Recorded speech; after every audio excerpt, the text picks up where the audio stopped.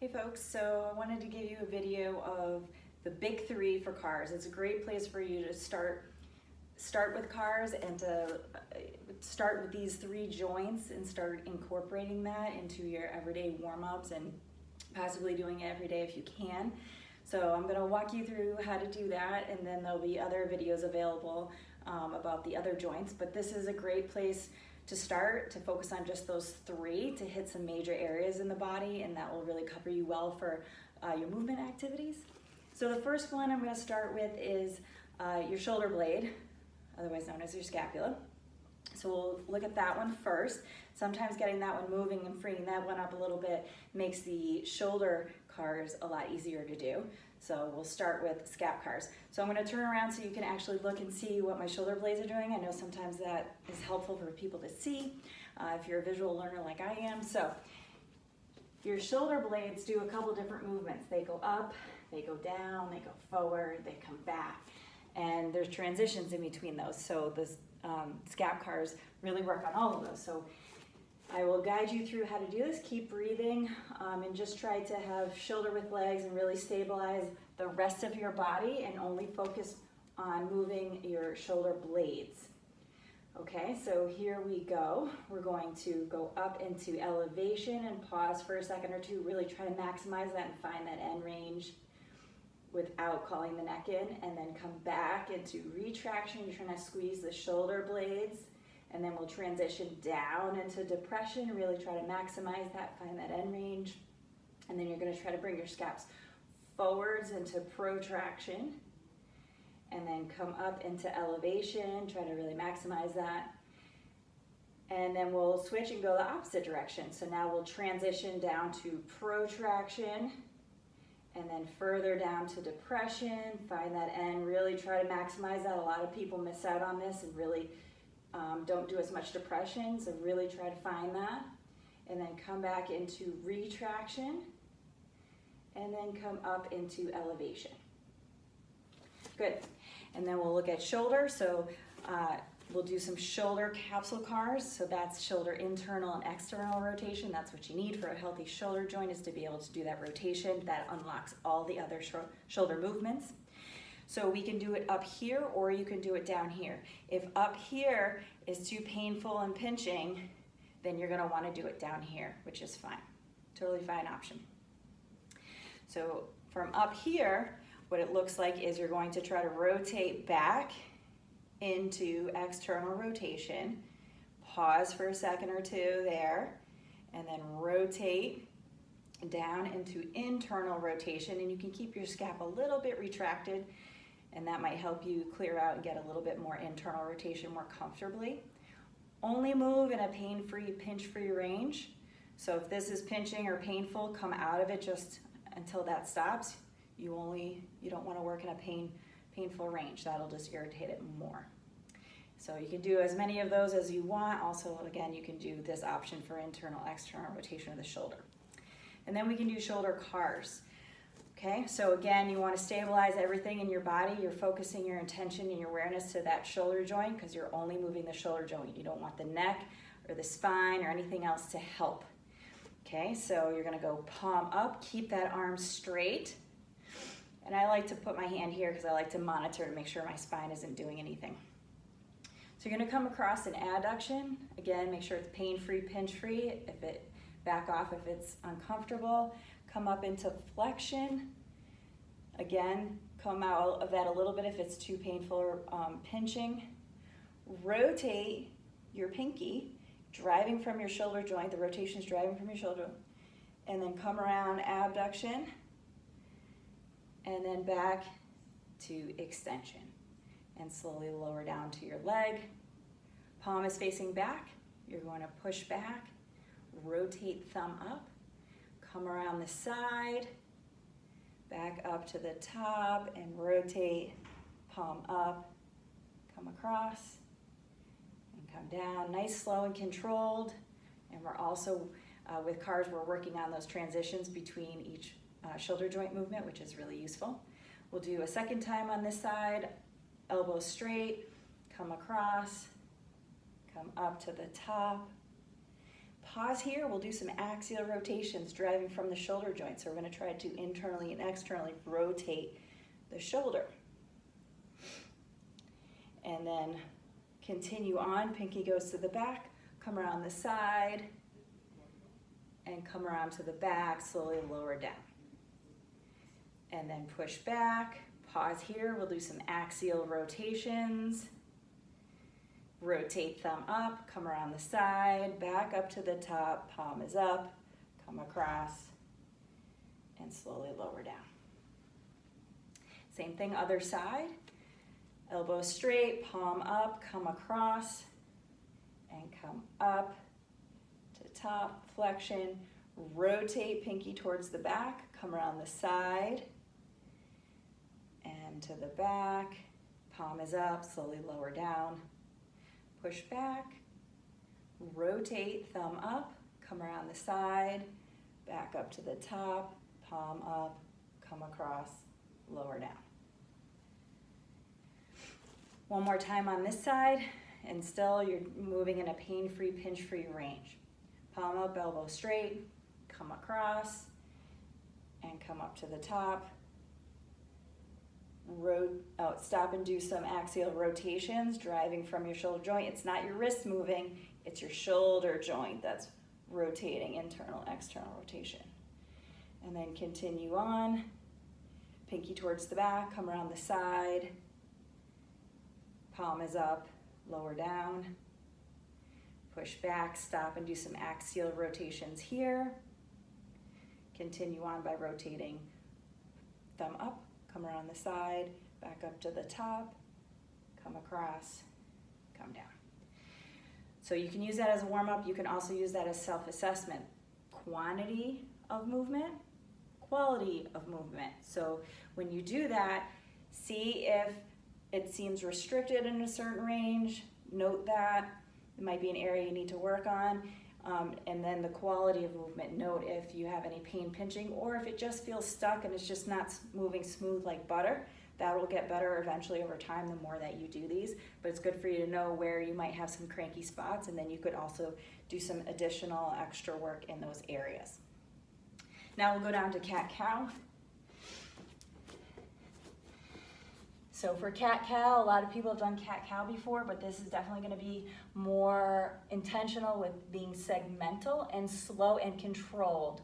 Don't move through this too fast. And it took me a while to slow it down, slow it down, slow it down. I finally slowed it down. So you might think you're going slow, but go slower than you think you're going.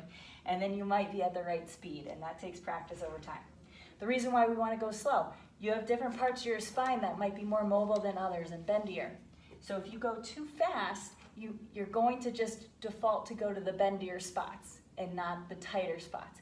If you go slow, then you will make sure that you work through those tight spots, and then they'll get what they need, which is this exercise. So I like to start in the cow, which is going into full extension, really trying to find that end range extension. That's good for mind-body awareness too, to see where I'm at with that and how that feels today. So it's part of my assessment if I feel like I have enough today to do the skills I want to do. Now I'm going to tuck my pelvis under. So it's just that posterior pelvic tilt first. Then I'm going to think about starting lumbar spine and just going one vertebrae at a time. And I can put my hand here for feedback that I want to push up into my hand. When I give a little bit of feedback and help my body understand what I'm asking it to do, you might get even more out of it, which is great.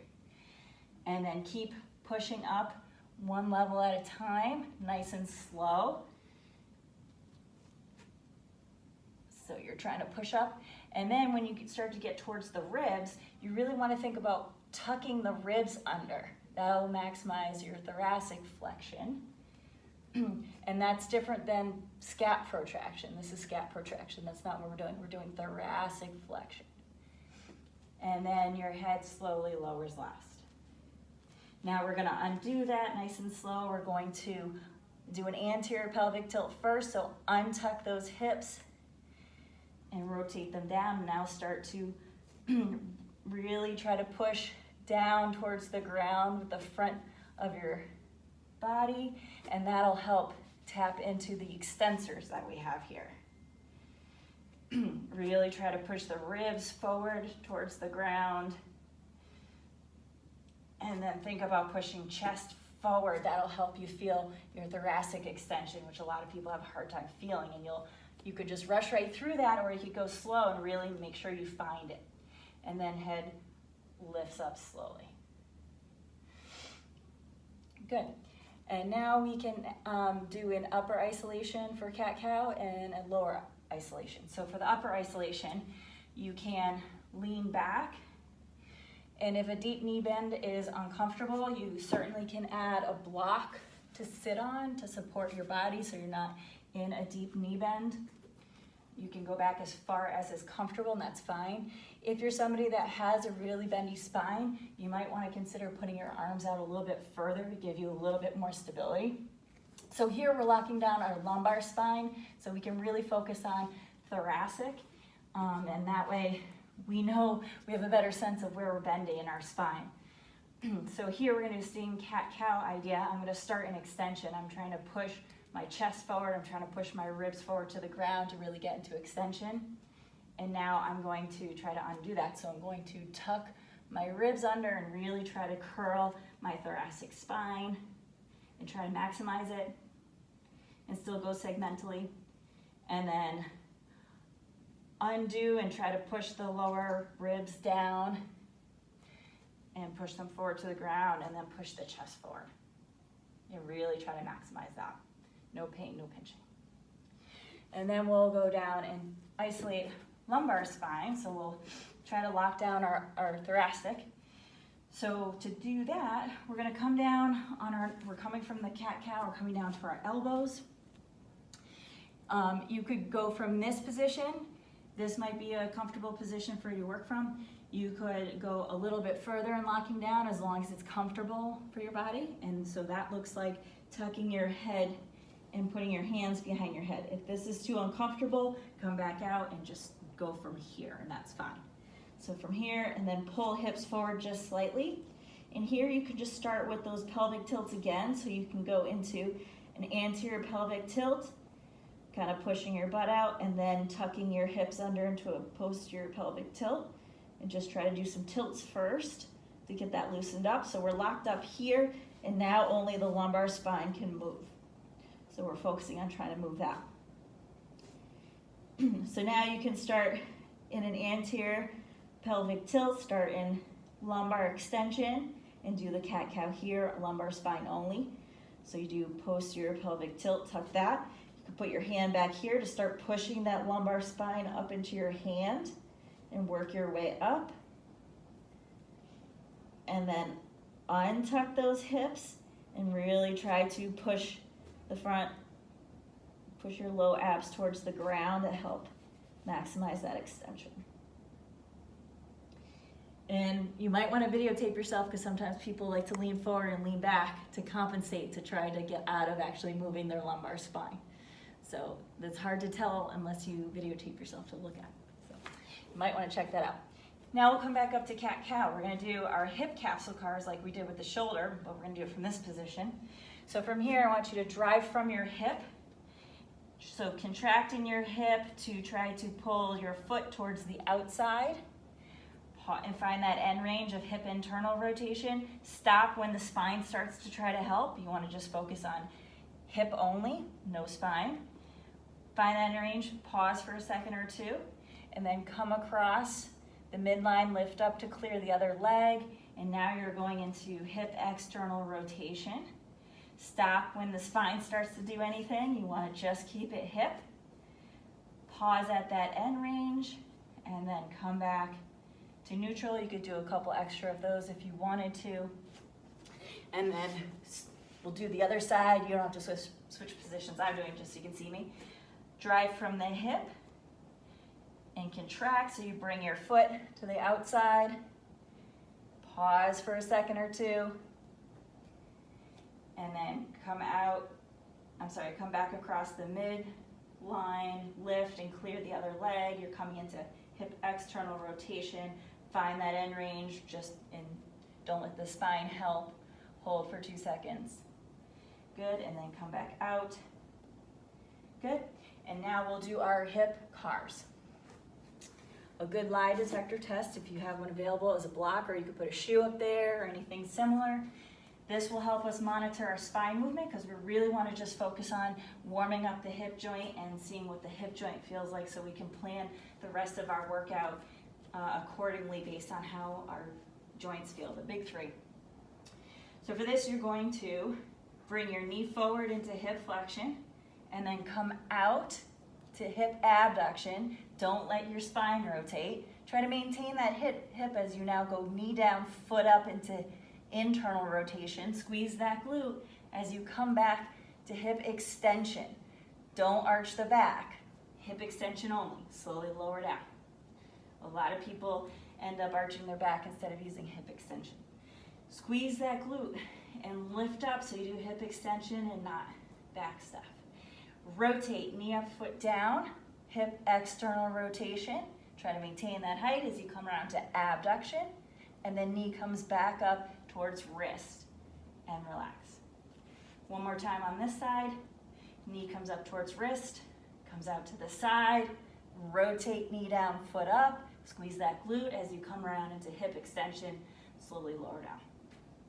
Squeeze that glute, lift up, hip extension, rotate, knee up, foot down, come around the side, back up to the wrist, and relax.